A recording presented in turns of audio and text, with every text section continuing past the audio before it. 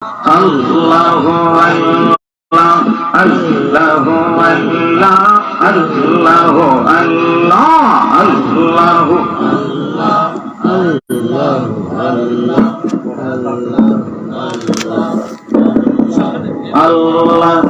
আল্লাহ আল্লাহু আল্লাহ আল্লাহু আল্লাহ আল্লাহু আল্লাহ আল্লাহু আল্লাহ লা ইলাহা ইল্লাল্লাহ লা ইলাহা ইল্লাল্লাহ লা ইলাহা ইল্লাল্লাহ ওকে লা ইলাহা ইল্লাল্লাহ ওকে লা ইলাহা ইল্লাল্লাহ লা হাজির নাজির হায় আল্লাহ হাজির নাজির হায় আল্লাহ আউয়াল আখির হায় আল্লাহ জাহির বাতিন হায় আল্লাহ ওকে লা ইলাহা ইল্লাল্লাহ লা মারহাবা মোহাম্মদ লা ইলাহা লা ইলাহা ইল্লাল্লাহ কোন মাকামে হায় আল্লাহ দোনো জাহাঁ মে হায় আল্লাহ কোন মাকামে হায় আল্লাহ দোনো জাহাঁ মে হায় আল্লাহ जिस्मों में जानों में है अल्लाह जिस्मों में जानों में है अल्लाह के ला इलाहा इल्लल्लाह ला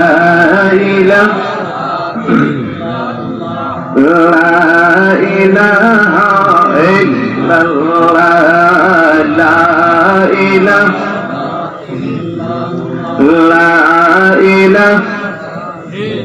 একসাথে জবান খুলে, কারণ জিকির করলে লাভ আছে, কলবের ময়লা দূর হবে। নবীজি বলেছেন লিকুল্লি শাইইন সিকালা সিকালাতুল কুলুবি যিকরুল্লাহ, কলবের ময়লা আবর্জনা গুনাহ পরিষ্কার হবে জিকিরের মাধ্যমে। ইল্লাল্লাহ ধাক্কা দিতে হবে। লা ইলাহা ইল্লাল্লাহ লা ইলাহা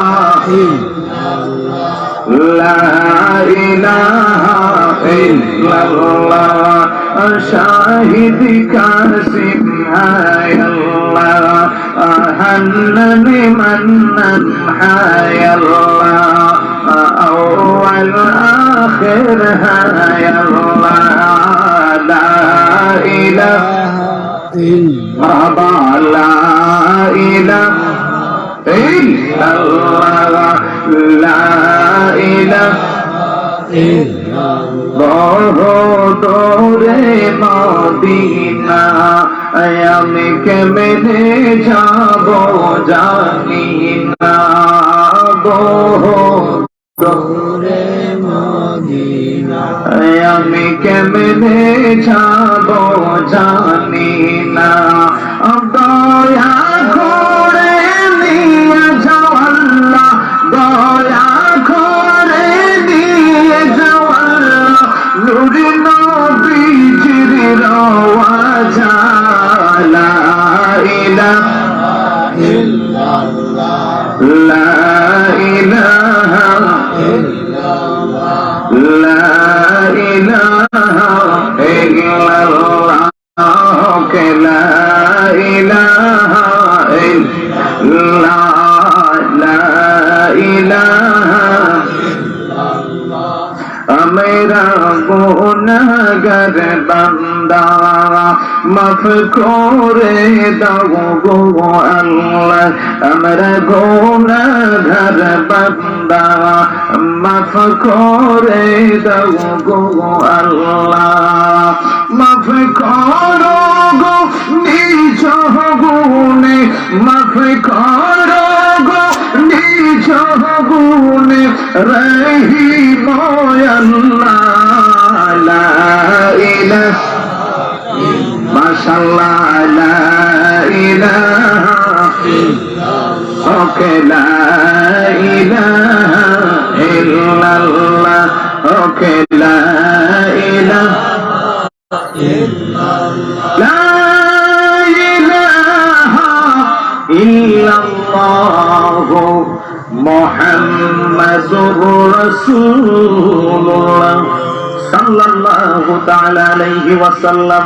নাহিদ মণিপুর হযরত শাহজালাল মুজাদ্দাদ ইয়াবানি রাহমাতুল্লাহি আলাইহি সিয়াল্লো ইয়াল্লো পরিষদের উদ্যোগে ও আল্লামা কুন্তরি সাহেব কিবলা রাহমাতুল্লাহি আলাইহি লাইভ মণিপুর গ্রামের মুক্তদার ইসলামের সওয়াব উপলক্ষে নবম বার্ষিক ইসলামী সুন্নি মহাসম্মেলন ইসলামী সুন্নি মহাসম্মেলনের সম্মানিত সভাপতি হযরত মাওলানা মাইনুল ইসলাম সাহেব, মনির গাতি, বিশেষ করে সম্মানিত সভাপতি কারি মৌলভী জামিল আহমদ সাহেব, শিক্ষক সিরামিশি হাফিজিয়া ইবতেদায়ী মাদ্রাসা জগন্নাথপুর সুনামগঞ্জ, সম্মানিত প্রধান অতিথি হযরত মাওলানা মুহসিন সাহেব আমাদপুরি, সম্মানিত বিশেষ অতিথি হযরত মাওলানা আব্দুল সালাম সাহেব,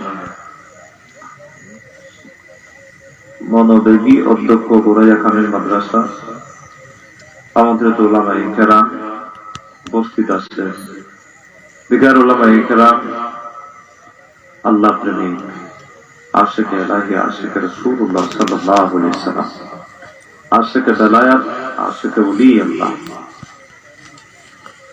সম্মানিত একজন শ্রদ্ধা মুরব্বী থেকে কচি কচি স্নেহের মাসুম বাচ্চাগণ পর্যন্ত, পর্দায় শ্রবণরত পর্দানিসীন আমার মা ও বোনেরা, যাদের কানে মাইকের আওয়াজ যাচ্ছে, সকলের প্রতি অন্তরের অন্তরস্থল থেকে আন্তরিক মোবারকবাদ। আবার আপনাদেরকে সালাম জানাচ্ছি, আসসালামু আলাইকুম ওয়া রাহমাতুল্লাহি ওয়া বারাকাতুহু। সেই মহান আল্লাহ সুবহানাহু ওয়া তাআলার দরবারে শুকর আদায় করি, যিনি আমাদেরকে ফি সাওয়াদিল লাইলি নাওয়ারাল্লাহু কালবাহু ওয়া খাবরা। রাসূলুল্লাহ বলেছেন, মান যাকারাল্লাহ, যিনি আল্লাহর জিকির করে, ফি সাওয়াদিল লাইল, রাতের আধারে, নাওয়ারাল্লাহু কালবা ওয়া খাবরা, তার কলব এবং অন্ধকার কবর আলোকিত করে দেবে। জোরে বলেন কে? অন্ধকার কবর আলোকিত করার ক্ষমতা কার? পৃথিবীর কোন মানুষ ইচ্ছে করলে পারবে? এটি তো আপনি লাইট ওখানে দিতে পারেন, বন্ধ হয়ে যাবে, কারণ আল্লাহর ফেরেশতারা সেই কবরের ভেতরে মুনকার নাকির আগমন করবে। আল্লাহর ফেরেশতাগণ দৃশ্য কবরে যখন আপনি সামিয়ানা দিবেন, পাটি দিবেন, তারপরে বাঁশের সাটি দিবেন, পোলা পাতার সাটি দিবেন, সবকিছু দেওয়ার পরে সেটা আমাবস্যার চার অন্ধকার, তখন আপনার কবরটা হয় দৃশ্য। যদি আপনি ইমানদার হন, তখন এই কবরের ভেতরে আপনি তিনটি সোয়ালের জবাব দিবেন। যখন ফায়াকুলানে লাহু মা দীনুকা, ফায়াকুলানে লাহু মান রাব্বুকা, ফায়াকুলানে লাহু মান রাব্বুকা, ফায়াকুলানে লাহু মা দীনুকা, ফায়াকুলানে হাযা আর-রাজুলু আল্লাযী বুইসা ফীকুম। প্রশ্নের উত্তরগুলো যখন দেওয়া হয়, তখন আপনাকে যখন আল্লাহর ফেরেশতারা প্রশ্ন করে, ফেরেশতাগণ দৃশ্য, কবরের জিন্দেগী ও দৃশ্য, সেখানে দুনিয়ার কোন লাইট, দুনিয়ার কোন ক্যামেরা, ওখানে যদি আপনি সিটিং করে রাখেন, ফিট করে রাখেন, কোনো ফায়দা হবে? জোরে বলেন, কোনো ফায়দা হবে? অন্ধকার কবর যদি আপনি আলোকিত করতে চান, তাহলে রাসূলুল্লাহ বলেন, রাতের আধারে আল্লাহর জিকির করো। তোমার কলব যেমন আলোকিত হবে, অন্ধকার কবর আলোকিত হবে, সেই কবরটা হবে তার জন্য জান্নাতের বাগান। যেরকম সুবহানাল্লাহ। মুহতারাম হাজিরিন, আপনারা দেখেছেন এই বিজ্ঞাপন পোস্টারে, লিফলেটে যে আমার একটা বিষয় দেওয়া আছে, জুলুম বা অত্যাচার। আমরা সকলেই বুঝি যে জুলুম বা অত্যাচার, মানুষ যখন মানুষের উপরে জুলুম করে, যখন মানুষ মানুষের উপরে ব্যভিচারী করে, মানুষ যখন মানুষের উপরে অত্যাচার করে, এই পৃথিবীতে যদিও কারো কাছে সঠিক বিচার, ইনসাফ যদি পাওয়া যায় না, ইনসাফের মালিককে? একটু বড় করে আওয়াজে বলেন কে? যুগ যুগ ধরে লক্ষ লক্ষ পয়গম্বর আম্বিয়া আলাইহিমুস সালাম পৃথিবীতে আগমন করেছেন। দিন দিন, রাতের পরে রাত, দিনের পরে দিন বেঈমানদের কাছে আল্লাহর কথা বলেছেন, ধর্মের কথা বলেছেন, ইসলামের কথা বলেছেন। কেউ শুনেছে, কেউ শুনে নাই। কেউ জুলুম করেছে, কেউ কান পেতে শুনেছে। হৃদয়টাকে উজাড় করে সেই আল্লাহর নবীগণ পয়গম্বরগণকে মহাব্বত করেছে। আর যারা মহাব্বত করে তারাই হয় আল্লাহ ওয়ালা, তারা হলো ঈমানদার। আর যারা যুগ যুগ ধরে আম্বিয়া আলাইহিমুস সালামের সাথে বিরোধিতা করে এসেছে, এখনো পর্যন্ত এই পৃথিবীতে আমাদের রাসূল, আমাদের আকা মাওলা তাজদার মদিনা সরকার কায়নাত হাবিবে কিবরিয়ার নবী মুহাম্মদ মুস্তাফা সাল্লাল্লাহু আলাইহি ওয়াসাল্লাম আমাদের কাছে মানবতার মুক্তির সনদ যে মহান গ্রন্থ আল কোরআনুল কারীম নিয়েছেন, ওই কোরআনের ভিতরে ইনসাফের কথা আছে কিনা নাই? আরো জোরে বলেন আছে কিনা নাই? ন্যায় বিচারকের পৃথিবীতে যিনি প্রতিষ্ঠা করেছেন তিনি হলেন নবী মুহাম্মদ রাসূলুল্লাহ সাল্লাল্লাহু আলাইহি ওয়াসাল্লাম। বন্ধুগণ, গভীর মনোযোগ। আমি আপনাদের কাছে সূরা আল মুমিন দেখেন। সূরা একটি হলো মুমিন আর একটা হলো মুমিনুন। সেই সূরা মুমিনুন থেকে ছোট্ট একটি আয়াতে কারিমা আমি আপনাদের সামনে আমি আল্লাহর কোরআন থেকে তেলাওয়াত করলাম। আল্লাহ বলেন, হে বান্দা শোনো শোনো, বান্দা যখন মুসিবতে পড়ে যায় আল্লাহর কাছে প্রার্থনা করে, এই মুসিবত থেকে, বিপদ থেকে, আপদ থেকে, গজব থেকে ও রক্ষা করার মালিক কে? আরো জোরে বলেন আল্লাহ। আমার বন্ধুগণ, গভীর মনোযোগ। এই দুনিয়াটা আমাদের শেষ নয়, এটা হলো দুনিয়ার জিন্দেগি। কবরের ভেতরে কবরের আরেকটা জিন্দেগি আছে। বান্দা যদি সাগরের পানিতে মরে যায়, মাছ যদি কে ফেলে, তারপরও তার বরজাখের জিন্দেগি আছে। আছে কিনা নাই? সরে বলুন, আছে কিনা নাই? কবরে দিল যে অবস্থা, হিন্দুরা যখন আগুন দিয়ে পোড়াইয়া জ্বালাইয়া সরকার করে, তখন আছে কবরের জিন্দেগি, অর্থাৎ বরজাখের জিন্দেগি। আরেকটি জিন্দেগি, ওই জিন্দেগির পর বান্দা যখন কবর থেকে উঠে হাসরের ময়দানে যাবে, ওই দিন বান্দার জীবনের প্রত্যেকটা বিষয় শরীয়তের হুকুম, শরীয়তের রশি দ্বারা যখন আল্লাহ তাআলা তাকে পাঠিয়ে দিয়েছে দুনিয়ায়, যখন তার উপরে শরীয়তের হুকুম ফরজ হয়ে গেল, ওই দিন থেকে আল্লাহ তাআলা একটা বিষয় তাকে ছাড় দিবে না। যদি বান্দায় আল্লাহর হুকুম অমান্য করে জাহান্নামের আগুনে জ্বলতে হবে। আর ওই পরকালের জিন্দেগিতে বান্দাগণ চিৎকার মেরে কাঁদবে, আল্লাহ রাব্বানা আখরিজনা মিনহা ফাইন উযনা ফাইন্না যালিমুন। হে আল্লাহ, আমাদেরকে দুচকের আগুন থেকে বাহির করেন, দুচকের আগুন থেকে আমাদেরকে রক্ষা করেন। সেই জাহান্নামের আগুন দ্বারা আর জ্বলতে পারছি না। এই কথা বলে আমাদের মতো মানুষ যারা নিজের রাস্তার উপরে বারংবার জুলুম করেছে, নির্বিচার করেছে, বেবিচার করেছে, এই জন্য বান্দায় যখন আল্লাহ পাকের কাছে দোয়া করে, ইয়া ইবাদিয়াল্লাযিনা আসরাফু আলা আনফুসিহিম লা তাকনাতু মির রাহমাতিল্লাহ ইন্নাল্লাহা ইয়াগফিরুয যুনুবা জামিআ ইন্নাহু হুয়াল গাফুরুর রহিম। হে আল্লাহ, আমি বারংবার আমার আত্মার উপরে জুলুম করেছি, আমি বেবিচার করেছি। আল্লাহ, আমি তোমার কাছে মাফ চাই, আমার জীবনের সমস্ত গুনাহগুলো মাফ করে দাও। আল্লাহ, রাতের আঁধারে অন্ধকারে আমি গুনাহ করেছি, আমার মা জানে না, আমার বাবা জানে না, আমার ভাই জানে না, আমার বোন জানে না, আমার স্ত্রী জানে না, আমার সন্তানগুলো জানে না। আমি অপরাধ করেছি, জানে কে? জোরে আওয়াজে বলেন কে? আল্লাহ বলেন, ওয়ায়ালামু খাইনাতাল আইয়ুনি ওয়া মা তুখফি সুদুর। বান্দা লুকোচুরি করতে পারো লোকের কাছে, কিন্তু আমি আল্লাহর কাছে পারবি না। সবচেয়ে চিৎকার মেরো, রব্বানা আখরিজনা মিনহা ফাইন উযনা ফাইন্না যালিমুন। আল্লাহ, জাহান্নামের আগুন থেকে আমাকে বাহির করো, আমাকে রক্ষা করো, ওই আগুন থেকে আমাকে মুক্ত করো। আল্লাহ তো শুনে না। সর্বপ্রথম জাহান্নামের যে জাহান্নামের আগুন, অন্ধকার কবর, বান্দায় কবরের ভিতরে যদি রব্বি আল্লাহ বলতে পারে না, ভাইয়া কোরআনে লাহু মা দীনুকা, দীন সম্পর্কে বলতে পারে না, ভাইয়া কোরআনে না কুনতা তাকুলু মান হাযার রাজুল, ওখানে রাসূল সাল্লাল্লাহু আলাইহি সাল্লামের পরিচয় দিতে পারে না, তিনি আমাদের নবী, তখন সাথে সাথে শুরু হয়ে যায় কবরের আযাব। কথা বলেন ঠিক না? কবরের যখন আযাব শুরু হয়, তখন এই আলমে বরজাখের জিন্দেগি, ওখান থেকে আযাব শুরু। জাহান্নামের দরওয়াজায় মালিক নামে একজন ফেরেশতা থাকবে, দারোগা, দারোয়ান। ওকে আপনি আমার মতো মানুষ যদি জাহান্নামে পড়ি, দুনিয়ার নাফরমানির কারণে চিৎকার মেরে কাঁদলেও শুনে না। মুশরিকরা, কাফির, কুফাররা, মুনাফিকরা 40 বছর পর্যন্ত চিৎকার মেরে কাঁদে, মালিক, ও মালিক ফেরেশতা, আমাকে একটু রক্ষা করো, আমাকে জাহান্নামের আগুন থেকে উঠাও, আমি জ্বলতে জ্বলতে আংরা হয়ে গেছি। ফেরেশতায় 40 বছরের মাথায় যাইয়া একটা উত্তর দিচ্ছে, কয় পড়ে থাকো, চিৎকার দিয়ে কোনো লাভ হবে? জোরে বলেন, কোনো লাভ হবে? এটা দুনিয়া নয় যে আমি কাঁদি, মায় শুনে না হয় বাবাই শুনে, ভাই শুনে না হয় বন্ধু শুনে, সন্তান শুনে না হয় স্ত্রী শুনে, কেউ না কেউ মায়া মহব্বতের জন্য এগিয়ে আসে। দুজক এমন একটি জায়গা, ওই জায়গায় আপন বলতে কাউরে পাওয়া যায় না। মালিক ফেরেশতা চিৎকার মেরে বলবেন, 40 বছরের মাথায় যায়, কই পরে থাকো, আল্লাহর দিকে বলে, আল্লাহ, আল্লাহ, আল্লাহ, তুমি আমাকে বাঁচাও, জাহান্নামের আগুন থেকে তুমি আমাকে রক্ষা করো।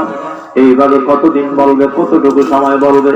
মুফাসসিরিনে কেরাম বললেন যে দুনিয়া যে যতদিন পর্যন্ত স্থায়ী হবে, তার দ্বিগুণ সময় পর্যন্ত আল্লাহর বান্দা চিৎকার মেরে কাঁদবে, দ্বিগুণ পর্যন্ত আল্লাহ তুমি আমাকে রক্ষা করো। ওই দ্বিগুণ মুফাসসিরিনে কেরাম তাফসীর করতেছেন, খাজাইনুল ইরফানের মধ্যে, কানজুল ঈমানের মধ্যে রয়েছে দ্বিগুণ সময়। অভিমত রয়েছে, কোন কোন মুফাসসিরিনে কেরামদের অভিমত হলো, আল্লাহ তাআলা এই দুনিয়াটাকে আল্লাহ যখন সৃষ্টি করার জন্য শুরু থেকে দুনিয়া ধ্বংস হয়ে যাবে, রব্বুল ইজ্জত পরওয়ারদিগার আলম ৭,০০০ বছর, কেউ কেউ বলেছেন ১২,০০০ বছর, কেউ কেউ বলেছেন ৩,৬০,০০০ বছর। জুড়ে বলেন সুবহানাল্লাহ। কেউ বলেছেন ৭,০০০, কেউ বলেছেন ১২,০০০, কেউ বলেছেন ৩,৬০,০০০ বছর। এখন দ্বিগুণ সময়, ৭কে যদি আপনি দ্বিগুণ করেন ১৪,০০০, ১২কে যদি দ্বিগুণ করেন ২৪,০০০, ৩,৬০,০০০কে যদি আপনি দ্বিগুণ করেন, তখন আপনার দাঁড়াবে কতটুকু? ও আমার বন্ধুগণ, আপনি হিসাব করে দেখেন, ৩ লক্ষকে দ্বিগুণ করলে ৬ লক্ষ, আর ৬০কে যদি আপনি দ্বিগুণ করেন ১২০, ৬ লক্ষ ১২০ বৎসর, ৬ লক্ষ ১২০ বৎসর পর্যন্ত আল্লাহর বান্দা চিৎকার মেরে কাঁদবে। এইভাবে কাঁদবে, দুনিয়ার যে স্থায়ী সময়, যতদিন আল্লাহ তাআলা এই দুনিয়াটা রাখবে, তার দ্বিগুণ কাল পর্যন্ত আল্লাহর বান্দা চিৎকার মেরে কাঁদবে। হঠাৎ করে আমার আল্লাহ শুধু একটা বার বলবে, রে বান্দা, পরে থাকো, আজকে কেউ তোমার আওয়াজ শুনবে না, পরে দেখো। চিৎকার মেরে আর ফোনাত করতেছে, আল্লাহ, আল্লাহ, আল্লাহ, আল্লাহ, আমাকে রক্ষা করো, আমাকে রক্ষা করো। কে শুনে রে?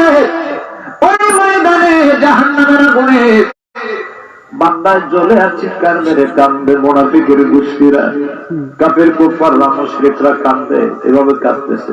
একটু মহব্বতে বলেন, আল্লাহুম্মা সাল্লি আলা সাইয়্যিদিনা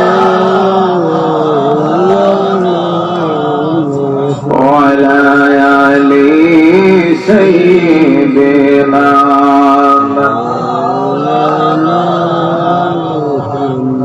যেতে যদি চড়ে আসে নবীজির বাড়ি মদিনায়, প্রাণে বড়িয়া বড় দূর দেখবে নবী মুস্তাফায়। আল্লাহুম্মা সাল্লি আলা সাইয়্যিদিনা ওয়া আলা আলি সাইয়্যিদিনা মাওলানা। আল্লাহ পাকের কাছে বলেন, রব্বানা আখরিজনা মিনহা, আল্লাহ দুজক থেকে আমাদেরকে বাহির করেন। দুনিয়ার যে স্থায়িত্ব খান, তার দ্বিগুণ সময় পর্যন্ত চিৎকার মেরে আল্লাহর কাছে ফরিয়াদ করে। আল্লাহ মাত্র একবার ডাক দিয়ে বান্দা, আজকে অবস্থা তোমার ভালো না, দুনিয়ায় আমাকে মানো নাই, আমার সাথে বেয়াদবি করেছো, আমার নাফরমানি করেছো, আমি আল্লাহর সাথে শরীক করেছো, নাউজুবিল্লাহ বলেন। তখন ওরা বলবে, কাফের কুফাররা, মুনাফিকরা, কয় আল্লাহ ফাইন ওদেনা ফাইন্না যালিমুন, আল্লাহ আমরা যদি কুফরি করি তাহলে আমরা অবশ্যই জালেম, আমরা সীমা লঙ্ঘনকারী। আমার আল্লাহ তাআলা কোরআনুল কারীমের ভিতরে সূরা মুনাফিকুনের মধ্যে আমার আল্লাহ বলেন, সাওয়াউন আলাইহিম আস্তাগফারতা লাহুম আম লাম তাস্তাগফির লাহুম লান ইয়াগফিরাল্লাহু লাহুম ইন্নাল্লাহা লা ইয়াহদিল কওমাল ফাসিকিন। বদরের যুদ্ধের ময়দানে রাসূল পাক সাল্লাল্লাহু আলাইহি সাল্লাম আবু জেহেলের কানের গোড়ায় নবীজি বলেছিলেন, এ আবু জেহেল, আমি তো আপনার ভাতিজা, আপনি আমার চাচা। কথা বলেন ঠিক কি না? সাওয়াউন আলাইহিম আস্তাগফারতা লাহুম আম লাম তাস্তাগফির লাহুম লা ইয়াগফিরাল্লাহু লাহুম ইন্নাল্লাহা লা ইয়াহদিল কওমাল ফাসিকিন। চাচা, দেরি না করে আপনি আমার কানের মধ্যে মুখটা লাগাইয়া আস্তে আস্তে করে বলেন, লা ইলাহা ইল্লাল্লাহু মুহাম্মাদুর রাসূলুল্লাহ সাল্লাল্লাহু আলাইহি ওয়াসাল্লাম। একবার কালিমাটা পড়ে নেন। কয় ভাতিজা মুহাম্মদ, বাপ দাদার ধর্ম ছেড়ে দিব, এটা আমি পারবো না। তুমি আমার ভাতিজা, তোমার উপরে সেই কথা বলে আমার পূর্বপুরুষের মায়া মহব্বত, এই ধর্মটা ছেড়ে দিব, আমি পারবো না। আল্লাহ তাআলা কোরআনুল কারীমে সূরা মুনাফিকুনের ভিতরে আল্লাহ কি বলেন, যে যদি বলেন অথবা না বলেন দুটোটাই সমান, বললেও কোনো লাভ হবে না, না বললেও কোনো লাভ হবে না।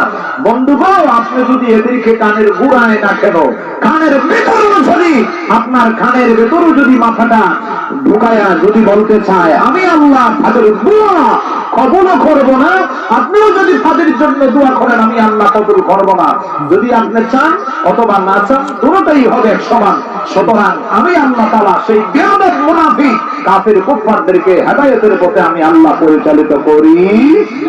যারা বলেন পরিচালিত করি, আপনি আমি হেদায়েতের জন্য আল্লাহর কাছে দোয়া করতে হবে। আল্লাহ পাকের কাছে আমি দোয়া করতে হবে, আল্লাহ আমি অপরাধ করেছি, হে আল্লাহ আমি সারা জীবন মদ খেয়েছি, মদ এখন হালাল হয়ে যাচ্ছে, আমি মদ খেয়েছি, কোরআন বলে হারাম, হাদিস বলে হারাম, বুদ্ধিজীবীরা বলে হালাল, আমার জন্য হালাল হয়ে গেছে, আমি অনেকদিন খেয়েছি, আমি আর এই পথে চলতে চাই না। আল্লাহ আমাকে হেদায়েত নসিব করো। হেদায়েতের মালিককে আর যদি বলেন হেদায়েতের মালিককে। বান্দায় জানায় করে বেবিচার করে, সুদ খায়, ঘুষ খায়, হঠাৎ করে বান্দার মাথায় কি যেন আসলো, বুদ্ধি এসে গেল, আল্লাহ আমি অপরাধ করেছি, আমি অন্যায় করেছি, হেদায়েত করেন। আল্লাহ আমি আর করবো না। আত্তাইবু মিনাজ যামবি কামান লা যামবা লাহু।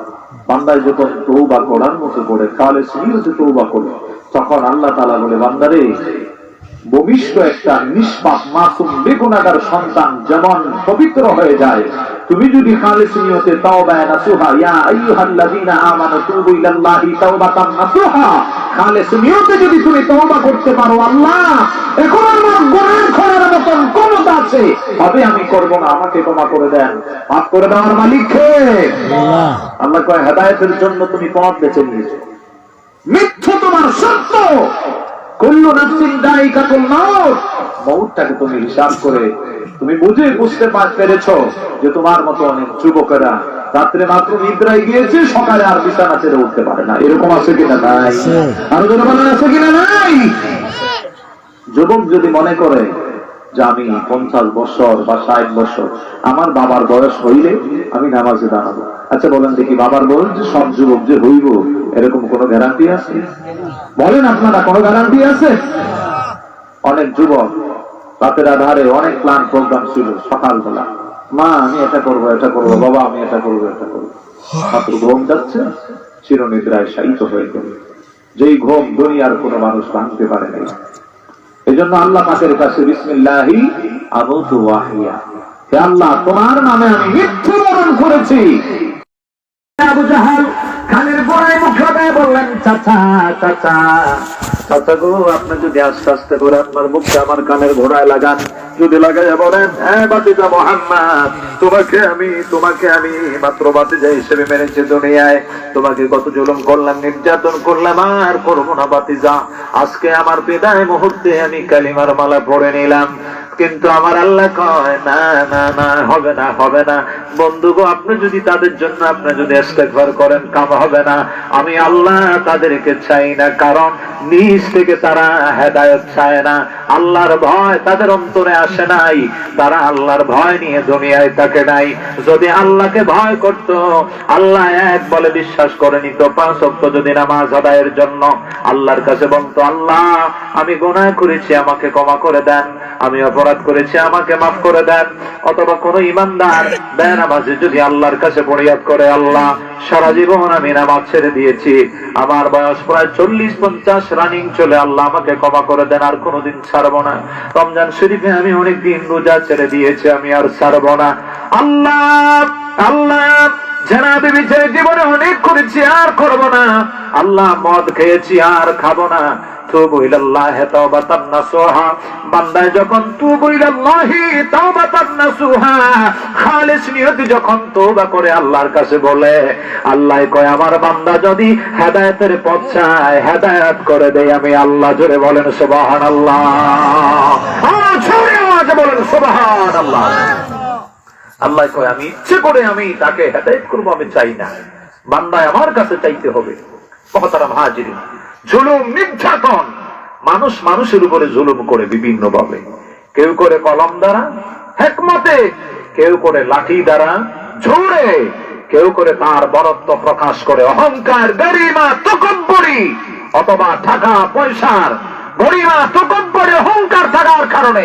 সাধারণ মনে করেন একটা লোক আপনার বাড়িতে কাজ করেছে, সারাদিন উনি কাজ করেছে, দিন মজুর, ওনার বেতন হলো 500 টাকা, আপনি 200 টাকা দিয়ে বিদায় করে দিয়েছেন। আপনার বিদায় করে দেওয়ার পরে লোকটি অন্তরে কান্না করে, হায় রে, মাত্র 200 টাকা পাইলাম, সারাদিন কাজ করলাম, কিন্তু আমাকে দিয়েছে 200 টাকা, চাল কিনবো নাকি ডাল কিনবো, মাছ ভাত সন্তানের জন্য কিভাবে ব্যবস্থা করব, অথচ আমি 500 টাকার কাজ করেছি। কিন্তু ওই লোকটির উপরে আল্লাহর বান্দা জুলুম করেছে। কেন? তার ন্যায্য, তার সাথে ইনসাফ করে নাই, বেইনসাফি করেছে, ন্যায্য দেয় নাই। চুরি করা, মানুষকে কতল করা, মানুষকে কতল করা, হত্যা করা, এগুলি জুলুম, নির্যাতন। যারা জুলুম করে, আর মুসলিমের দোয়া তো আল্লাহর দরবারে কবুল, আর জালিমদেরকে আল্লাহ সাথে সাথে বিচার করে নেয়। জোরে কোন নাউজুবিল্লাহ, আর জোরে জোরে আওয়াজে বলেন নাউজুবিল্লাহ। আমার একটা ছোট্ট জানা ঘটনা বলি, যদি মিথ্যা বলি হাসরের ময়দানে আল্লাহ যেন আপনাদের চোখের সামনে আমার জিহ্বাটা কেঞ্চি দিয়ে কেটে ফেলে। লোকটি ছিল জেনাকর, তিনি ছিল লন্ডনী মানুষ, লন্ডনে বসবাস করে। জেনাকর অনেক প্রমাণ আছে, নাম বলবো না, কিন্তু তিনি হঠাৎ করে একদিন বাংলাদেশে আসার পরে অন্যায় কাজে লিপ্ত আছে, আল্লাহ মাফ করো, কিন্তু একটি গাড়ি ভাড়া নিয়েছে, টমটম, অটো রিক্সা, যাবে শহরে, অন্তত মনে করেন 5 কিলোমিটার জায়গা। ওই লোকটাকে যাইয়া বাড়িতে ভাড়া নিয়ে এসেছে, উনি গাড়িটা শুধু খালি গাড়ি নিয়ে তার বাড়িতে আসে, ওখান থেকে আবার শহরে যাবে, যাওয়ার পরে ওনাকে মাত্র ভাড়া দিয়েছে 10 টাকা। নাউজুবিল্লাহ বলেন, আরো বড় করে বলেন নাউজুবিল্লাহ। ছেলে কি বললো, আমি অটো রিক্সা নিয়ে আপনি ফোন দিয়েছেন, আপনার বাড়িতে আসলাম, তারপরে আপনি আমাকে বললেন কিছুক্ষণ বসার জন্য, আমি প্রায় ঘন্টাখানেক বসে আছি, এখন আমার শহরে আপনাকে নিয়ে আসলাম, আপনি আমাকে দিয়েছেন 10 টাকা। বাবা যান, আপনি তো আমার সাথে ইনসাফ করেন নাই, আপনি আমাকে আরো টাকা দেওয়ার কথা ছিল, কারণ আমি তো লোকাল, আমি আপনাকে নিয়ে যাই নাই, আরো যে 7 লোক আছে এরকম আমি করি নাই। আপনি আমাকে ফোন দিয়েছেন, আমি গাড়িটা আপনার বাড়ি নিয়ে এসেছি, 1 ঘন্টা বসেছি, আবার আপনাকে শুধু নিয়ে এসেছি, আপনি আমাকে আরো কিছু দেন না দিয়ে চুলে ধরে তাকে আঘাত করা শুরু করেছে। সকালবেলা ওই লন্ডনী মানুষটি, ওই লোকের শরীরে তাপ এসেছে, মৌলভীবাজারের জেলায় হসপিটালে সদরে তাকে ভর্তি করে নেই, ওসমানীতে নিয়ে আসা হচ্ছে, কিন্তু শেষ পর্যন্ত মানে শরীরে তাপমাত্রা আরো বৃদ্ধি পাচ্ছে, জ্বর তাপ আরো বেড়ে গেল, শেষ পর্যন্ত প্যারালাইসিস হয়ে গেল। লন্ডন থেকে এসেছিলেন সুস্থ, আবার হুইল চেয়ারে বসে চলে গেলেন ওখানে, কারণ যখন ওনার উপরে জুলুম করেছে, অত্যাচার করেছে, তারপরে উনি বাড়িতে যাওয়ার পরে তার শরীরে তাপ দেখা দিয়েছে। এখন অনেকে বলতে পারেন যে হুজুর এটা হইতে পারে অন্য কানে, অন্য কোনো কারণে তার হতে পারে, অন্য কোনো অপরাধের কারণে বা তার ভাগ্যে বা তকদিরে থাকতে পারে। কিন্তু আমার বন্ধুগণ, আপনারা বলেন যে লোকটি 1 ঘন্টা পর্যন্ত অটোরিক্সা নিয়ে তার বাড়িতে গরিব মেহনতি করে নেওয়া মানুষটি বসেছে, তারপরে ওনাকে শুধু একা নিয়ে এসেছে, উনি কি 10 টাকা পাওয়ার যোগ্য না আরো বেশি পাবে? উনি যখন আঘাত পেয়েছে, তার দেহের উপরে জুলুম করেছে, নির্যাতন করেছে, তখন সে চুপ দিয়ে ডালা ডালা পানি ছেড়ে দিয়েছে, দোয়া করেছে কার কাছে? আর ধরে বলেন কার কাছে? আল্লাহর কাছে দোয়া করে হাত তুলে মোনাজাত দেয়, আল্লাহ বৃদ্ধশালী মানুষ, বড় লোক মানুষ, প্রভাবশালী মানুষ আমাকে মারে, একটি মানুষ আমাকে আটকায় না। উনি যেন এত প্রভাবশালী মানুষ, কেউ যেন আমাকে ওনার হাত থেকে রেহাই নিতে পারে না। রব্বুল আলামিন বিচার দিলাম তোমার দরবারে। আমার রাসূল হাদিসে পাকে বলেন সালাসু দাওয়াতাম মুস্তাজাবাত লা শাক্কা ফীহিন্না, দাওয়াতুল মাজলুম, দাওয়াতুল মুসাফির, দাওয়াতুল ওয়ালিদি আলা ওয়ালাদিহি। আল্লাহর হাবিব ডেকে বলেন উম্মত, আল্লাহ পাকের কাছে 3 প্রকার মানুষের দোয়াটা কবুল হয়ে যায়, বৃথা যায় না। সর্বপ্রথম যার দোয়া, তিনি হলেন মজলুম। আমি অন্যায় করি নাই, আপনি আমার উপরে জুলুম করেছেন, আর আমি চুপ দিয়ে ঢালা ঢালা পানি ছেড়ে দিলাম। আল্লাহ আমি অপরাধ করি নাই, খোদা তুমি দেখেছো, পাল্টা জবাব দেই নাই, একটা গালিও দিলাম না। ইনি আমাকে মেরেছে, আমি একটাও মারি নাই। আল্লাহ তুমি বিচার করো, উত্তম বিচারক কে? আল্লাহর বিচার কয় না একটা কথা, যে বান্দায় করেন কয় তাড়াহুড়া করে আর আল্লাহর কাজটা ধীর স্থির ভাবে, যদিও তখন না হয় একটু বড়ইলেও আসে, কারণ মজলুমের দোয়াটা আল্লাহর দরবারে কবুল। যে মজলুম আম্বিয়া আলাইহিমুস সালাম পয়গম্বরগণ, এবং সেই পয়গম্বর যুগ যুগ ধরে হযরতে মূসা কালিমুল্লাহ, লূত আলাইহিস সালাম, ওই রকম পয়গম্বরগণ যুগ যুগ ধরে তাদের উম্মতের কাছে দ্বীনের দাওয়াত দিতেন, ধর্মের কথা বলতেন। কিন্তু দেখা গেল সেই জালেমরা জুলুম করেছে।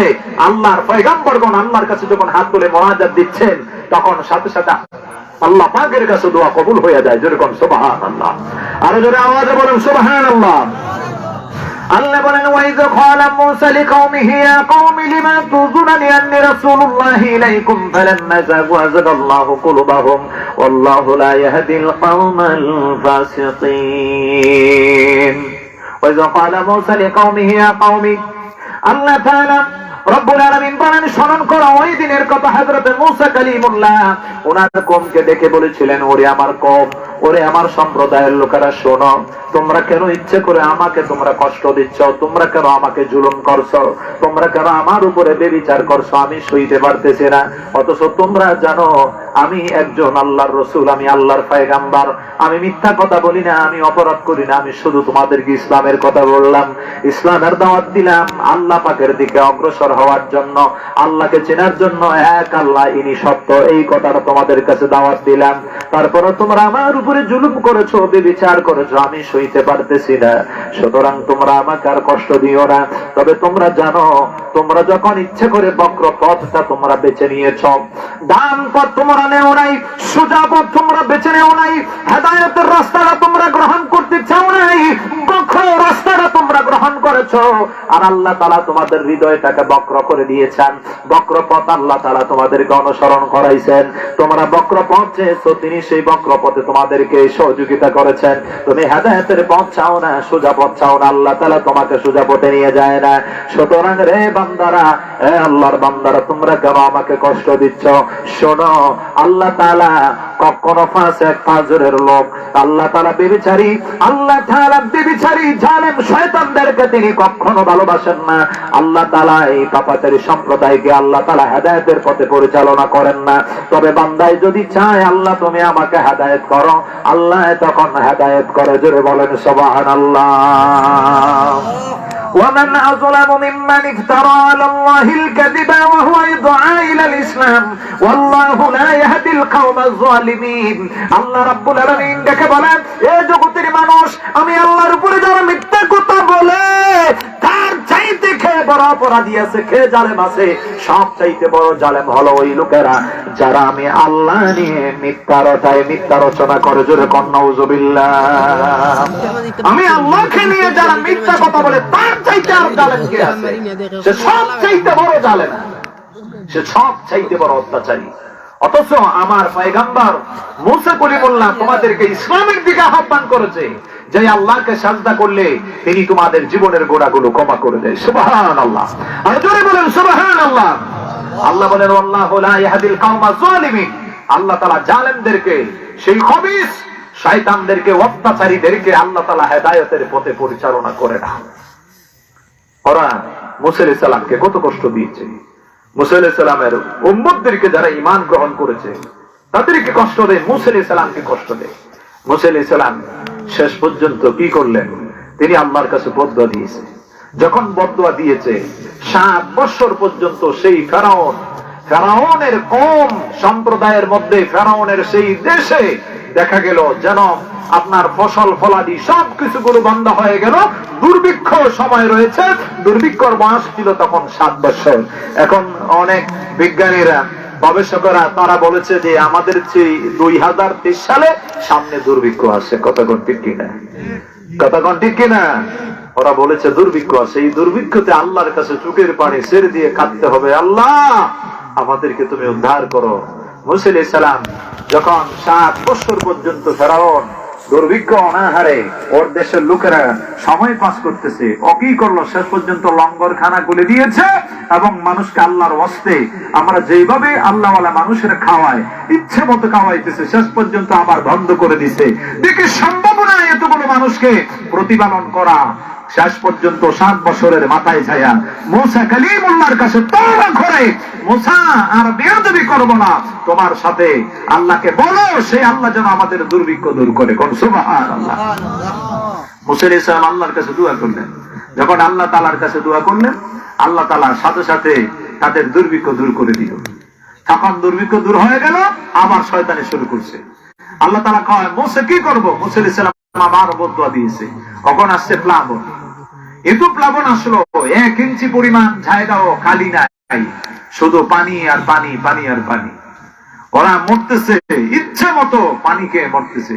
মুসা আলাইহিস সালামের কাছে আবারও ফেরাউন যায় বলে, মুসা মুসা বেয়াদবি করেছি, তোমার আল্লাহকে বলো না ক্ষমা করে দেওয়ার জন্য, আর সেই মানুষের উপরে জুলুম করব না।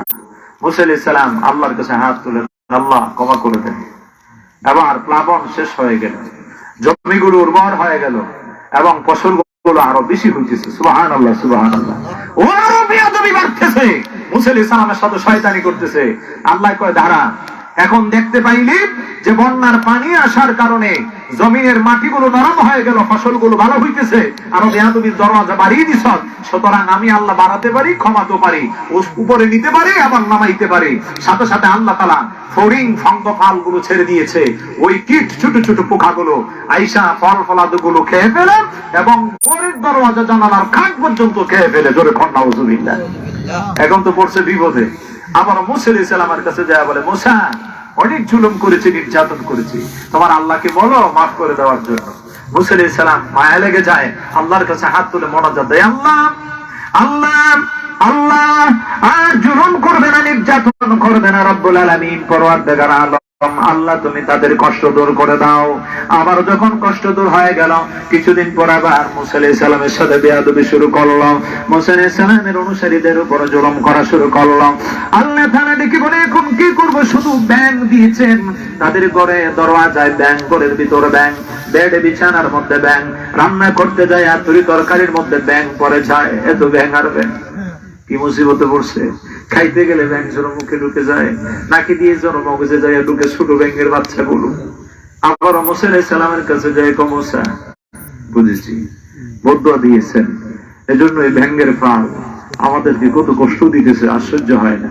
মুসা তোমার সাথে আর বেয়াদবি করবো না, আর তোমাকে জুলুম করবো না, নির্যাতন করবো না। হ্যাঁ মুসা আমাকে তুমি রক্ষা করো, আমার এই দেশকে তুমি রক্ষা করো। মুসা আলাইহিস সালাম আবার আল্লাহর কাছে হাত তুলে মোনাজাত দেয়। আল্লাহ ফেরাউন বলেছে আর অপরাধ করবে না, আর জুলুম করবে না, এই ছোট ছোট ব্যাঙ প্রাণীগুলি বন্ধ করে দাও, ব্যাঙের আযাব বন্ধ হয়ে গেল। কিছুদিন পরে আবারও বেয়াদবি শুরু করলো। আমার আল্লাহকে মুসা দেখো, আর কত আমি আল্লাহর কাছে হাত তুলবে না ভাবে। আমার আল্লাহর কাছে মুসা আলাইহিস সালাম কয়, আল্লাহ এবারের মতো ক্ষমা করে দেন। আল্লাহ ক্ষমা করে দিয়েছে। আবারও বেয়াদব ফেরাউন আবারও জুলুম শুরু করে দিয়েছে। আমার আল্লাহ ডেকে বলে, মুসা কি করব? মুসা আলাইহিস সালাম আবারও কয়, আল্লাহ আমি বদদুয়া দিলাম, জুলুম আর সহ্য করতে পারি না, ধৈর্য ধরতে পারি না, নির্যাতন করে আর সইতে পারি না। এমত অবস্থায় আবারও আল্লাহ তাআলার কাছে দোয়া করেছে, সমস্ত কিছু যেন রক্ত হয়ে গেল, তরকারি রক্ত হয়ে যায়, রক্তের সাথে যেন মিশে যায়, পানি খেতে পারে না, পানিটাও যেন রক্ত হয়ে যায়, যেদিকে যায় শুধু রক্ত দেখে পানির পিপাসায় হাহাকার। বনি ইসরায়েলের একটা মহিলার কাছে যায়, একজন ডেকে বলে, আরে বনি ইসরায়েলের বোন আর সহ্য করতে পারে না, পানির পিপাসায় আমার প্রাণ যেন পেটে যায়, আমার কলিজাটা যেন তৃষ্ণায় পেটে যাবে, আর সইতে পারে না, একটু পানি দেন, আপনার মুখে পানি উঠায়া আমার মুখে ছেড়ে দেন। জোরে কোন সুবহানাল্লাহ। আমি যদি গ্লাসে পানি দিতে চাই, তখন পানিটা রক্ত হয়ে যায়। আমি যদি পানি দেখে আমি মুখে ছেড়ে দেই, তখন হয় রক্ত, ব্লাড। তবে বনি ইসরাইলের সেই আল্লাহওয়ালা মহিলাটা কয়, আমরা তো পানি খাই, তোমরা রক্ত, তাহলে কি করবো? তোমার মুখে পানি নাও, পানি নিয়ে আমার মুখে ছেড়ে দাও। মুখে যতক্ষণ ডাকে বনি ইসরাইলের সেই ধার্মিক নারী, ততক্ষণ পানি, যখন ওর মুখে ছেড়ে দেয় কাফেরের মুখে, তখন হয় রক্ত। জোরে কর নাউযুবিল্লাহ। আল্লাহ তাআলা কয়, এ ফেরাউন আর কত জুলুম করবে? মুসা আলাইহিস সালাম আল্লাহ পাকের কাছে বদদুয়া দিয়েছেন, আল্লাহ সেই বেয়াদব কোথাকার ফেরাউন আমার পিছনে লেগেই আছে। বন্ধুগণ, গভীর মনোযোগ। মুসা আলাইহিস সালাম শুধু মুসা আলাইহিস সালামের সঙ্গে বেয়াদবি করে না, ফেরাউন তার স্ত্রীর উপরে কত জুলুম করেছে, কত নির্যাতন করেছে। তার বিবি, তার আদরের স্ত্রী আসিয়া, ফেরাউনের বিবি আসিয়া তিনি বিসমিল্লাহির রহমানির রহিম পাঠ করেছেন। ফেরাউন বিষ মিশ্রিত করে দিয়েছিল খাবারের মধ্যে। আল্লাহ পাকের যে নামটা রহিম এবং রহমান, সেই রহিম ও রহমান দয়ার নামের গুণে ওনার দৃষ্টি শক্তির মধ্যে বিষটা বাইসা গেছে। তোরকম সুবহানাল্লাহ। আর যারা বলেন সুবহানাল্লাহ। ضرب الله مثلا للذين كفروا امرأة نوح وامرأة لوط كانتا تحت عبدين من عبادنا الصالحين فخنتهما فلم يغنيا عنهما من الله شيئا وقيل ادخلا النار مع الداخلين। আল্লাহ তাআলা কোরআনুল কারীমের মধ্যে সূরা তাহরিমের মধ্যে বলেন, নূহ আলাইহিস সালাম এবং হযরতে লূত আলাইহিস সালামের স্ত্রী, ওরা কত বেয়াদবি করেছে, জুলুম করেছে আল্লাহর পয়গম্বরগণের উপরে। আল্লাহ তাআলা কাফের কুফরি যারা করেছে, অস্বীকারী, এদের কাউকে আল্লাহ ছাড় দেয় নাই। নূহ আলাইহিস সালামের স্ত্রীকেও আল্লাহ তাআলা ছেড়ে দেয় নাই, এবং লূত আলাইহিস সালামের স্ত্রীকে আল্লাহ ছেড়ে দেয় নাই। লূত পয়গম্বরের কেমন ঘটনা! লূত আলাইহিস সালাম আমার বন্ধুগণ, তিনি আল্লাহর পয়গম্বর ছিলেন, তিনি ছিলেন হযরত ইব্রাহিম ও খলিলুল্লাহর বাতুস পুত্র। জোরে বলেন সুবহানাল্লাহ। বাবার নাম ছিল হারান। তিনি শৈশব থেকে ইব্রাহিম আলাইহিস সালামের কাছে বড় হইলেন। সুবহানাল্লাহ বলেন সুবহানাল্লাহ। ইব্রাহিম আলাইহিস সালাম জীবনের শেষ সময় তিনি শাম দেশে অবস্থান নিয়েছেন। হিজরত করে তিনি শাম দেশে চলে গেলেন। লূত আলাইহিস সালাম তিনি নিজেও শাম দেশে চলে গেলেন। মহতারাম হাজিরিন, লূত আলাইহিস সালাম যখন শাম দেশে চলে গেলেন, ইব্রাহিম আলাইহিস সালাম শাম দেশে চলে গেলেন। ইব্রাহিম নবী শাম দেশে যাইয়া বিশাল বড় একটা সরাইখানা খুলছেন। সরাইখানা খুলে তিনি গরিব, মিসকিন, ওয়াতিজাল কুরবা ওয়াল ইয়াতামা ওয়াল মাসাকিন, এতিম মিসকিনদেরকে আল্লাহর ওয়াস্তে লিল্লাহ খাওয়াইতেন। জোরে কোন সুবহানাল্লাহ। যত পারো খাও, যত পারো আল্লাহর কাছে দোয়া করো। অনাহারি মানুষকে তিনি পছন্দ করতেন। এতিমদেরকে খানা খাওয়াইতেন, মিসকিনদেরকে খানা খাওয়াইতেন, মুসাফিরদেরকে খানা খাওয়াইতেন, মেহমানদের মেজবান করতেন। সুবহানাল্লাহ। আজকে অনেক লোক আছে, ইমাম সাহেব মসজিদে ইমাম হিসেবে দায়িত্ব আদায় করে, গরিব অসহায় মানুষ, দিন মজুর। তো হুজুর, আমার বাড়িতে আপনি আসেন, 1 মাস খাবেন, অথবা কেউ যদি মহল্লায় সারা বছর যদি খাওয়ায় না, ইনশাআল্লাহ আমি যদি ডাল ভাত খাই আমার ঘরে খাবেন। সুবহানাল্লাহ বলেন। এরকম কিছু লোক আছে কিনা নাই? আর জোরে বলেন, আছে কিনা নাই? বড় লোক মানুষ, আমাকে গালি দিয়েন না, প্রভাবশালী, বিত্তশালী, কয় আমি নিজেই খেতে পারি না, আমার ফ্যামিলিতে পরিবারে মানুষ নাই, আমার বিবি আছে আর আমি আছি, ছেলে থাকে লন্ডনে, মেয়ে থাকে লন্ডনে। আরে আপনি আপনার বিবিকে নিয়ে আসেন, কাজের মহিলা তো আছে কিনা নাই? আপনার স্ত্রীকে নিয়ে আপনি আরামে কাটছেন, আপনার ঘরে ভয় আছে, বালক আছে, আপনার ঘরে কাজের লোক আছে, মহিলা আছে, পুরুষ আছে, ইচ্ছে করলে একজন আলেমকে আপনি খানা খাওয়াতে পারেন। আপনি কিন্তু জাতির পিতা আপনার বাবা হযরতে ইব্রাহিম খলিলুল্লাহর সুন্নাত তরিকা আপনি ভুলে গিয়েছেন।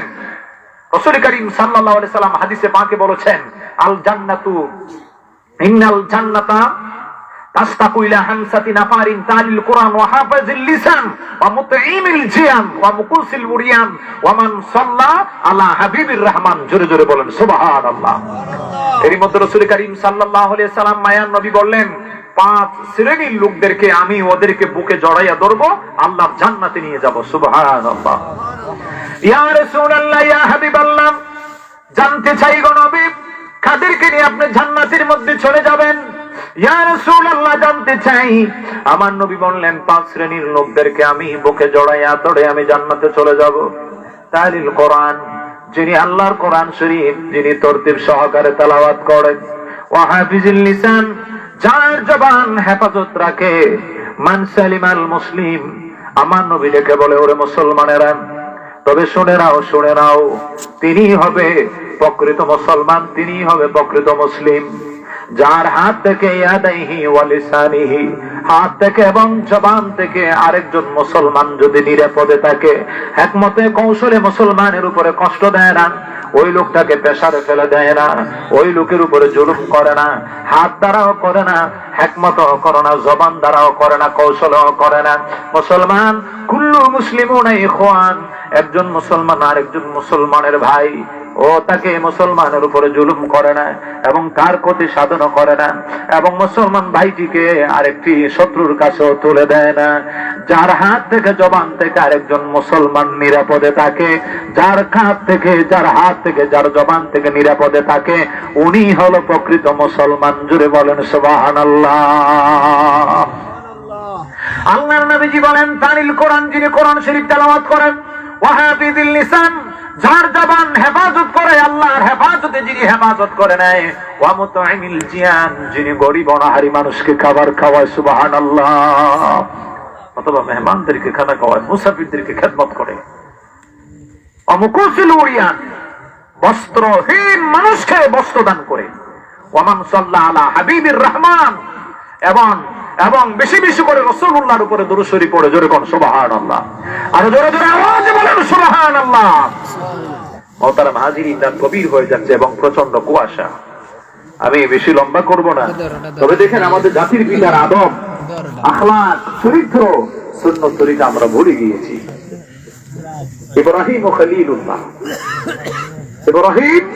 খলিলুল্লাহ, তিনি এক পর্যায়ে দেখা গেল 7 দিন পর্যন্ত তিনি রোজা রেখে ফেলেছেন মাকে। সুবহানাল্লাহ বলেন। আরো জোরে বলেন সুবহানাল্লাহ। আপনি কয়দিন না খেয়ে রোজা রাখতে পারবেন? ইব্রাহিম আলাইহিস সালাম মাকে 7 দিন পর্যন্ত তিনি রোজা রাখছেন। কেন তিনি 7 দিন পর্যন্ত মাকে রোজা রাখলেন? উনি মেহমান মুসাফিরদেরকে ভালোবাসে, আরেকজন মুসলিমকে খানা খাওয়াতে ভালোবাসে, এটি মিসকিনদেরকে তিনি খানা খাওয়াতে ভালোবাসে। আপনি যদি খানা খাওয়াতে অনাহারী মানুষ অথবা মসজিদের ইমাম সাহেব, মুয়াজ্জিন সাহেব, মেহমান মুসাফিরদেরকে যদি আপনি খানা খাওয়াতে যদি ভালোবাসেন, সেটা হবে সুন্নত ইব্রাহিম। আর ইব্রাহিম নবীর সাথে আপনি জান্নাতে যাবেন। জোরে কোন সুবহানাল্লাহ। 7 দিন তিনি রোজা রাখলেন। সেই রোজাটাকে ভঙ্গ করানোর জন্য আল্লাহ তাআলা 12 জন ফেরেশতা পাঠিয়েছেন। জোরে কোন সুবহানাল্লাহ। আর জোরে জোরে আওয়াজে বলেন সুবহানাল্লাহ। আল্লাহ রাব্বুল আলামিন 12 জন ফেরেশতা পাঠিয়ে দিলেন, যাও তোমরা দেরি করো না, আমার ইব্রাহিম খলিলুল্লাহর কাছে চলে যাও। 7 দিন পর্যন্ত আমার ইব্রাহিম খলিল কোন মুসাফির পায় না, কোন মেহমান পায় না, কার মেজবানি করবে, কাকে তিনি খেদমত করবে, কোন ফকির মিসকিন পায় না, কাকে তিনি খাওয়াবে। একজন লোক পায় না বিদায় তিনিও কারবার খায় না, কারা খায় না। আত্মীয় স্বজন, পাড়া প্রতিবেশী, মহল্লাবাসী কোন মুসাফির পায় না, কোন আপনজনদেরকে পায় না, কোন এতিম মিসকিনদেরকে পায় না। ইব্রাহিম খলিলুল্লাহ খানা পিনা চাইরা দিয়েছেন। যারা ফেরেশতারা যা 12 জন ফেরেশতা সুদর্শন যুবকের মতন সুন্দর চেহারা নিয়ে, চেহারার অধিকারী হয়ে ইব্রাহিম খলিলুল্লাহর কাছে আগমন করল। ইব্রাহিম নবীর কাছে আগমন করার পরে আল্লাহর পয়গম্বর ইব্রাহিম আলাইহিস সালাম সারাকে বললেন, সারা আমার ঘরে কি আছে দেখো, যদি ঘরে কিছু থাকে। মেহমানদের মেজবান করা সুন্নাত, সুতরাং মেহমানদের জন্য আপন একটা জিনিস নিয়ে এসো। এবার সারা দেখে বলেন, আল্লাহর আল্লাহর পয়গম্বর আল্লাহর কলিম ঘরের মধ্যে অন্য কোনো খাবার ছিল না, আমার কাছে ছোট একটা গাভীর বাচ্চা আছে, আমি বয়স্ক মহিলা বৃদ্ধা মহিলা হয়ে গেলাম, আমার কোনো সন্তান আদি আল্লাহ তাআলা দেয় নাই, ছোট বাচ্চাও আমার সন্তান নাই, আমি কাকে মায়া করব, মহব্বত করব?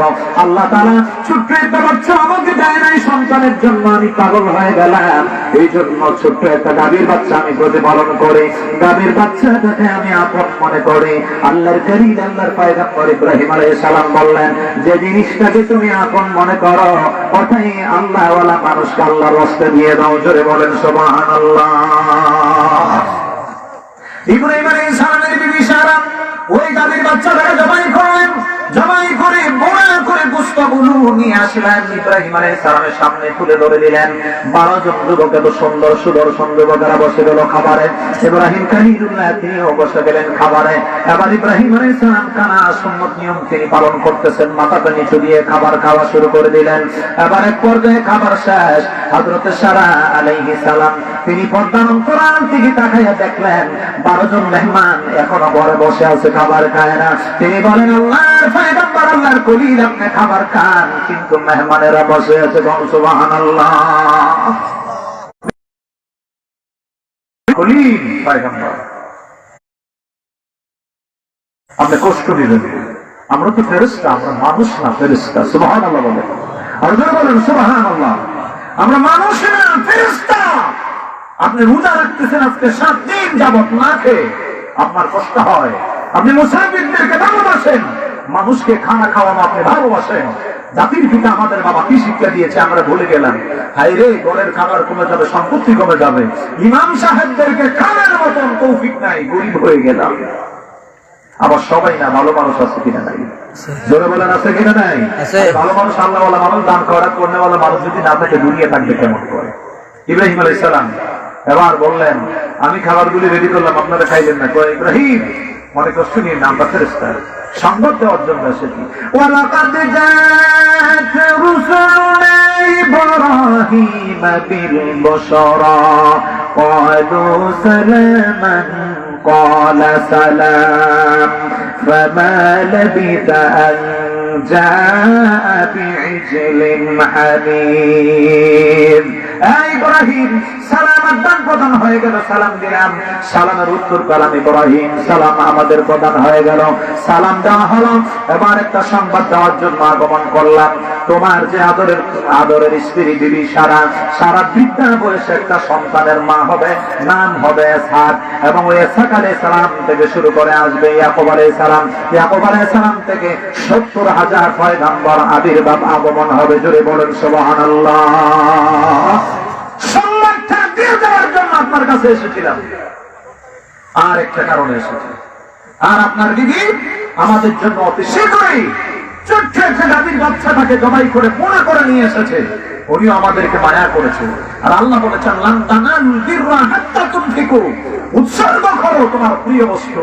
আর ওই বাচ্চাটাকে নিজের সন্তানের মতো তিনি প্রতিপালন করেছেন, এই জন্য ওই বাচ্চাটাকে তিনি জবাই করে আপন, যে বাচ্চাটাকে আপন বাচ্চার মতো মায়া করতেন, বাচ্চাটাকে জবাই করে আমাদেরকে খাওয়াইছেন।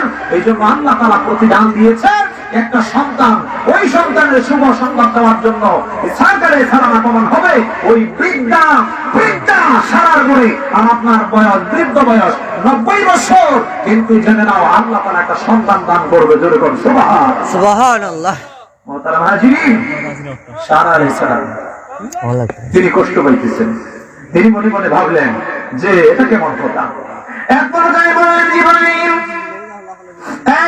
ব্যবস্থা পরিচয় দিয়েছ, ইব্রাহিম ইসলামের বিকেল আমার সাথে আরো ব্যবস্থা 12 জন ফেরেশতার পরিচয় দিয়েছ, সুতরাং কেমন করে এটা হবে? আমি তো বৃদ্ধা মহিলার ঘরে সন্তান আশা করা যায় না, আমার স্বামীও বৃদ্ধ, এটাও আশা করতে পারি না।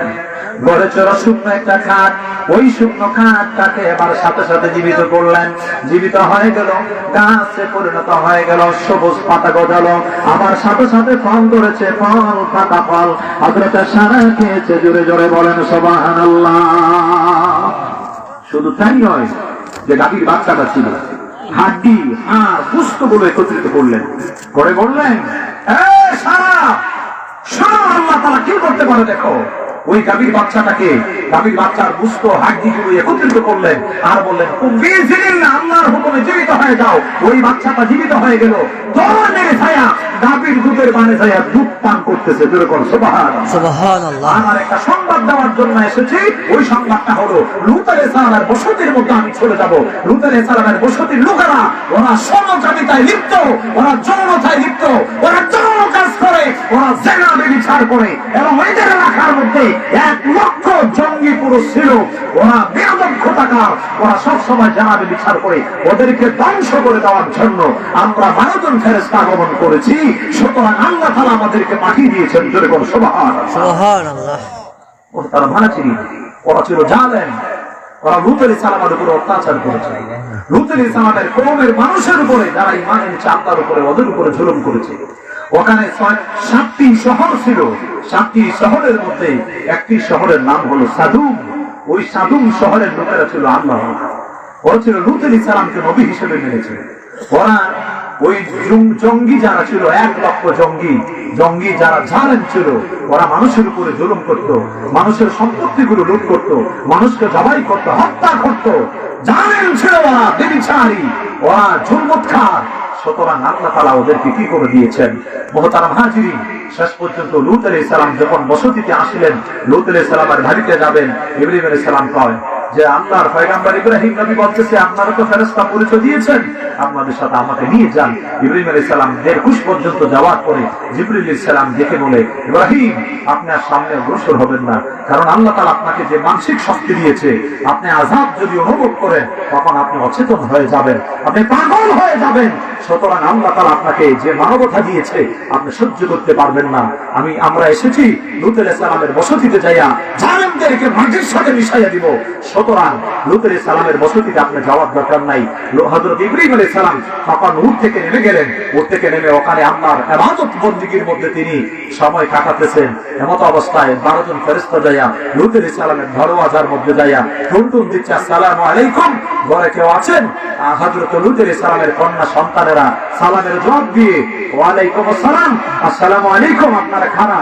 তখন 12 জন সুদর্শন যুবক, এত সুন্দর যুবক, ওরা বলতেছে, আমরা তো লূত আলাইহিস সালামের কাছে আগমন করেছিলাম, ওই এলাকায় কেউ আছে আমাদেরকে মায়া করবে, মহব্বত করবে? ওই এলাকার মানুষগুলো ভালো না, ওখানে 1 লক্ষ যোদ্ধা আছে, সুতরাং ওরা মানুষের উপর জুলুম করে, ওরা অত্যাচার করে। ওরা যদি জানে আপনারা এসেছেন, আপনাদেরকে কতল করে ফেলবে, মেরে ফেলবে, হত্যা করবে। সুতরাং আমার বাবা লূত আলাইহিস সালাম ইবাদত বন্দেগীর মধ্যে, রিয়াজতের মধ্যে আছেন। আমার বাবার ইবাদত শেষ হলে আল্লাহর গোলামি থেকে সাজদা থেকে উঠে আপনাদের মেহমানদারি করাবে। জোরে করে সুবহানাল্লাহ। লূত আলাইহিস সালাম ঘর থেকে আসলেন, ইবাদত বন্দেগী থেকে, আল্লাহর গোলামি থেকে, রিয়াজত থেকে তিনি উঠে এসে যখন দেখলেন সুদর্শন 12 জন যুবক, ওরা তো যুবক না, ওরা ছিল ফেরেশতা। জোরে করে সুবহানাল্লাহ। আর আল্লাহ তাআলা বলেছেন, নূহ আলাইহিস সালামের স্ত্রী সে ছিল ফিরআউন, সে ছিল মুনাফিক। এবং নূহ আলাইহিস সালাম লূত আলাইহিস সালামের স্ত্রী, এবং লূত আলাইহিস সালামের ওই স্ত্রী কত বড় মুনাফিক ছিল। যখন কোন সুদর্শন যুবক আসতো, ওরা পুরুষে সমকামিতায়, যৌনতার মধ্যে লিপ্ত হয়ে যেত এবং বিশাল আগুন জ্বালাইত। আগুন জ্বালাইলে যুক্ত পুরুষরা দূর থেকে ওরা দেখতো যে লূত আলাইহিস সালামের বাড়িতে হয়তো সুন্দর যুবকের আগমন করেছে। নাউযুবিল্লাহ। ও আগুন জ্বালাই দিল, যোদ্ধার আগমন করছে। আয়েশা বলতেছে, ওখানে আমরা জানি 12 জন সুন্দর যুবক এসেছে, ওরা কোথায়? লূত আলাইহিস সালামের কাছে বারবার বলতেছে। লূত আলাইহিস সালাম উত্তর দিচ্ছে। অনেক লম্বা কাহিনী। মুহতারাম হাজিরিন, রাত্র গভীর, আমি কুয়াশার মধ্যে অনেক দূরে যেতাম। মুহতারাম হাজিরিন, আমি বেশি দীর্ঘ করবো না। লূত আলাইহিস সালাম শেষ পর্যায়ে আল্লাহ তাআলা কোরআনে কারিমে বলেছেন, হে আমার ফেরেশতারা, তোমরা পরিচয় দিবে পড়ে, তবে লূত আলাইহিস সালাম যখন তোমাদের কাছে 3 বার মিনতি করবে। কয়বার? 3 বার। 3 বার, 1 বার নয়, 2 বার নয়, 3 বার। লূত আলাইহিস সালামের এই বসতির মধ্যে 1 লক্ষ জঙ্গি যোদ্ধা থেকে কিছু লোকেরা আগমন করে লূত আলাইহিস সালামের উপর আক্রমণ শুরু করে দিল। এর লোক সুন্দর, সুদর্শন, সুঠাম দেহের অধিকারী যুবকদেরকে যদি ঘর থেকে বাহির করে না দাও, আমরা যদি সমকামিতায় লিপ্ত না হতে পারি, তাহলে তুমি লূতের উপরে আক্রমণ করবো। লূত আলাইহিস সালাম ডেকে বলেন, তোরা জানোস আমি পবিত্র, আমার কন্যা সন্তানগুলো পবিত্র, তবে শোন, আমার মেহমানদের উপরে আক্রমণ করিস না, অত্যাচার করিস না, আমার মেহমানদেরকে কষ্ট দিস না, আমি কষ্ট পাবো। প্রয়োজনে আমার পবিত্রা যে নারী কন্যা সন্তানগণ আছে, কন্যা সন্তানদেরকে বিয়ে করে নেয়, তারপরও মেহমানদের উপরে জুলুম করিস না। বাইরে লুত আর কন্যা সন্তানগণ আমরা জানি পবিত্র, সুতরাং তাদেরকে আমরা স্পর্শ করব না। তবে যুবকেরা এসেছে, ওদেরকে ঘর থেকে বাহির করে দেয়। হযরত লূত আলাইহিস সালামের উপর আক্রমণ শুরু করে দিল। শেষ পর্যন্ত লূত আলাইহিস সালামের কাছে যাইয়া লূত আলাইহিস সালাম এর উপরে জুলুম নির্যাতন শুরু করে। লূত আলাইহিস সালাম একবার, দুইবার, তিনবারের মাথায় যাইয়া বলে, আল্লাহর বান্দারা আপনারা আমার ঘরে আগমন করেছেন, আমি নিরুপায় হয়ে গেলাম, আমি ব্যর্থ হয়ে গেলাম, আমার আর কোনো শক্তি নাই। আমার যদি কোনো শক্তি থাকতো আপনাদেরকে আমি অন্য জায়গায় নিয়ে পৌঁছে দিতাম। জঙ্গি যোদ্ধারা যৌনকামিতায়, সমকামিতায়, যৌনতায় যারা লিপ্ত হয়ে যায়, ওরা আমার ঘরে আক্রমণ করবে। সুতরাং আল্লাহর ফেরেশতারা কয়, লোক চিন্তা করতে হবে না, আমরা মানুষ না, আমরা হলাম আল্লাহর ফেরেশতা। আমাদের সঙ্গে আগমন করতে পারবে না, আমাদের কাছে আসতে পারবে না, আমাদের সঙ্গে যৌনতায় লিপ্ত হতে পারবে না। আল্লাহর হুকুমে এসেছি, ওদেরকে ধ্বংস করে দিব। জোরে কোন নাউযুবিল্লাহ, ধ্বংস করে দিব ওদেরকে। মুহতারাম হাজিরিন, এই বাংলাদেশের মাটিতে অনেক জায়গা আছে যৌনতায় লিপ্ত হয়ে যায়। ওই আপনার ইতালিতে পাম্পিও নামক এক জায়গা আছে, অনেক বছর পূর্বে, যেখানে 20,000 সমকামিতায় লোক ছিল ওখানে যুক্ত। হঠাৎ করে দেখা গেল পার্শ্ববর্তী এক জায়গার নিচ থেকে আগুনের পোয়ারা শুরু হয়ে গেল। আগুন যখন উঠে গেল, তখন ওই বিল্ডিং এর আড়ালে, আশেপাশে, বিল্ডিং এর ভিতরে যত লোকগুলো কুকুরের মতো, শিয়ালের মতন ঝেনা বিবিচার লিপ্ত ছিল, ওই দৃশ্যগুলো এখনো দেখা যায়। জোরে কোন নাউযুবিল্লাহ। আল্লাহ তাআলা বলে, ফেরেশতা আমার জিবরাইল, ইসরাফিল, মিকাইল, আমি আল্লাহ এগুলি সহ্য করতে পারি না। সুতরাং ওই রকম সমকামিতা, যৌনতা আমি আল্লাহ পছন্দ করি না। এগুলি আমার ইমানদারের জন্য আমি আল্লাহ হারাম করে দিয়েছি। লূত আলাইহিস সালামের ঘরে শেষ পর্যন্ত অস্ত্র নিয়ে মাটির ভিটাগুলো খনন করতেছে, গর্ত করে ঘরে উঠে যাবে। হযরত জিবরিল আলাইহিস সালাম সব দেখতেছেন, বলতেছেন, লূত একটু অপেক্ষা করো, আলাইসা সুবহু বিকারীব। সুতরাং এ লূত মনে হয় ফজর হয়ে যাচ্ছে, ভোর রাত হয়ে যাচ্ছে, সুতরাং এখনো পর্যন্ত সেই সুন্দর যুবকদেরকে আমাদের কাছে দিবি না। জিবরিল আলাইহিস সালাম সব শুনতেছেন। শেষ পর্যন্ত আল্লাহর ফেরেশতা জিবরিল কি যেন করেছে, একটা ফু মেরে দিয়েছে। যখন ফু দিয়েছে, তখন জঙ্গি যোদ্ধারা যারা এসেছিল সমকামিতা করার জন্য, জালেম সম্প্রদায়, ওই লোকেরা, তখন তাদের চোখ খুঁজে ফেলে দেওয়া হলো। কান, চোখ, নাসিকা সমস্তগুলো যেন গোল আলুর মতো হয়ে গেছে। জোরে কর নাউযুবিল্লাহ, আরো জোরে কর নাউযুবিল্লাহ। তাদের চোখ নাই, কান নাই, নাসিকা নাই, ঠোঁট নাই, এগুলি ছিল ফুটবল। ওরা হাত দিয়ে দেখে এগুলি কিছুই নেই। বলতেছে, লোক তোর করে কে এসেছে, অত জাদুকর, সুতরাং ওকে বলো আমরা আল্লাহর কাছে তওবা করব। সুতরাং আমরা এরকম অপরাধ আর করবো না, আমাদেরকে যেন তাড়াতাড়ি মন্ত্র দিয়ে আবার ভালো করবে। জোরে কোন নাউযুবিল্লাহ। জিবরিল আলাইহিস সালাম তখন যে ফলক ছিল, ফলক দিয়ে 500 নূরের পাকা আছে, সেই ফলক দিয়ে জিবরিল আলাইহিস সালাম একটা ঘষা মালিশ করে দিয়েছে। ওদের নাসিকা, চোখ, ঠোঁট, মুখ আবার যেন জায়গায় চলে আসলো। কিছুক্ষণ পরে আবার ঘর তো করে ঘরের দিকে আসছে। জিবরিল আলাইহিস সালাম দেখতেছে, জিবরিল আলাইহিস সালাম আবার আরেকটা ফু মেরে দিয়েছে। তখন তাদের শরীরে যত বস্তুগুলো ছিল সব যেন শুকিয়ে শুধু কঙ্কাল হাড়গুলো পড়ে আছে। ওরা আবার চলাফেরা করতে পারে, কথা বলতে পারে, শুকনা মানুষের মতো হয়ে গেল। দেখে বলেন, এত কঠিন বড় জাদুকর জীবনে দেখি নাই। লূত বলে দেন, আজ যেন আমাদেরকে কষ্ট দেন, আমরা ওখান থেকে চলে যাবো, আমরা তওবা করবো। বলো আমাদেরকে যেন মন্ত্র দিয়ে ভালো করে দেয়। জোরে কর নাউযুবিল্লাহ। জিবরিল আলাইহিস সালাম কই, কোনো মন্ত্র লাগবে না, আমি তো মন্ত্র দেই নাই, আমি এসেছি তোদেরকে পরীক্ষা করার জন্য, তোরা তো খালি শুয়ে তো তওবা করিস না।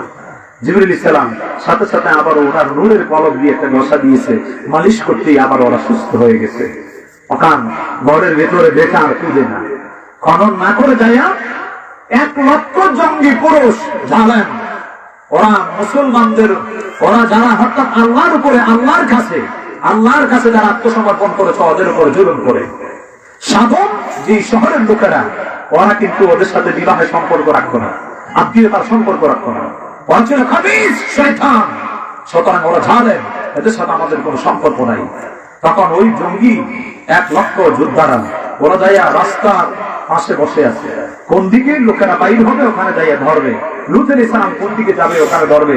শহরের আনাচে কানাচে 1 লক্ষ মানুষ, সাধারণ কথা নয়, চতুর্দিকে ওরা বসে আছে। লূত আলাইহিস সালামের ঘরের মেহমানরা বাহির হবে, সকালে যাইয়া ধরবে।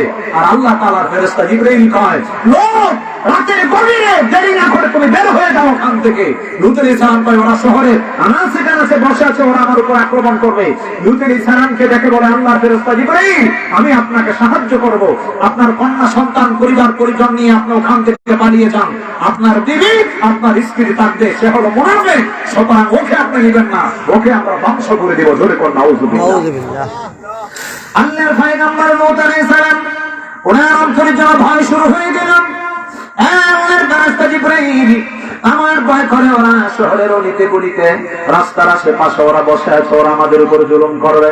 জিবরাইল কয়, কোনো ভয়ের কারণ নাই, আমি জিবরাইল আপনাদেরকে আমি এক জায়গায় নিয়ে যাব, ওরা দেখবে না।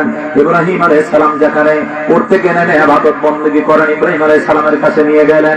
ওখানে যাওয়ার পরে বললেন, আপনি যখন চলে যাবেন পিছন দিকে আপনি কখনো তাকাবেন না, পিছন দিকে আপনি চাইবেন না, যদি তাকান সমস্যা হয়ে যাবে।